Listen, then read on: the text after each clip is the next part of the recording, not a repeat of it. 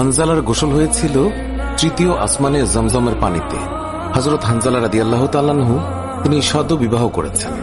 ওই সময় আমাদের প্রিয় নবী সাল্লাল্লাহু আলাইহি ওয়াসাল্লাম সাহাবীদেরকে বললেন, আমার সাহাবায়ে কেরাম, তোমরা উহুদের যুদ্ধের জন্য প্রস্তুতি গ্রহণ করো। রাসূলুল্লাহ সাল্লাল্লাহু আলাইহি ওয়াসাল্লাম হযরত হানজালা রাদিয়াল্লাহু তাআলা আনহুকে বললেন, হানজালা, তোমাকে যুদ্ধে যেতে হবে না। তখন হানজালা রাদিয়াল্লাহু তাআলা আনহু বললেন, ইয়া রাসূলুল্লাহ, আপনি যুদ্ধে যাবেন, কাফেরদের সঙ্গে যুদ্ধ করবেন, আর আমি সেখানে না গিয়ে স্ত্রীর সঙ্গে আমোদ প্রমোদ করব? এটা আমি সহ্য করতে পারবো না, আমাকেও যুদ্ধে নিয়ে চলুন। রাসূলুল্লাহ সাল্লাল্লাহু আলাইহি ওয়াসাল্লাম তখন বললেন, হানজালা, আমি তোমাকে আদেশ দিলাম, তুমি বাড়িতে থাকো, তোমাকে যুদ্ধে যেতে হবে না। হানজালা তখন নবীর আদেশ শুনে কাঁদতে কাঁদতে বাড়ি চলে গেল। আমাদের প্রিয় নবী সাল্লাল্লাহু আলাইহি ওয়াসাল্লাম সাহাবীদেরকে নিয়ে যুদ্ধে চলে গেছেন। এদিকে সাহাবী হানজালা তার স্ত্রীর সঙ্গে রাত কাটানোর পর তার উপর গোসল ফরজ হয়ে গিয়েছে, তাই সে গোসল করতে গেছেন, পানি নিয়ে দাঁড়িয়েও গেছেন। এই সময় মদিনার গলি থেকে কেউ একজন চিৎকার করে বলছিলেন, মদিনার মুসলমানরা, তোমরা কার জন্য জীবিত থাকবে?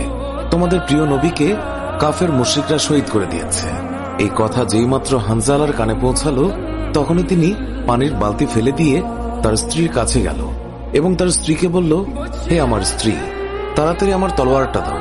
যে কাপুরুষরা আমার নবীকে শহীদ করেছে, যে কাফেররা বিশ্বনবী হযরত মুহাম্মদ সাল্লাল্লাহু আলাইহি ওয়াসাল্লামকে হত্যা করেছে, আমি তাদেরকে ছাড়ব না। আজ হয় তারা মরবে, না হয় আমি মরব। যে দুনিয়ায় নবী নেই, সেই দুনিয়ায় আমি বাঁচতে চাই না। দাও, আমার তলোয়ারটা দাও। তখন হানজালার স্ত্রী বললেন, আপনি আমার নবীর হত্যাকারীকে হত্যা করতে যাচ্ছেন? যান, আমি বাধা দেব না, আমার বাধা দেওয়ার অধিকার নেই।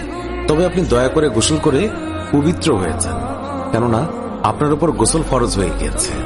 এছাড়াও আপনি যদি উহুদের ময়দানে শহীদ হয়েও যান, আমি কোনো দুঃখ করব না। উত্তরে হানজালা বললেন, না, যদি আমি গোসল করতে যাই, তবে আমার নবীর হত্যাকারীরা কিছু সময়ের জন্য হলেও বেঁচে থাকবে।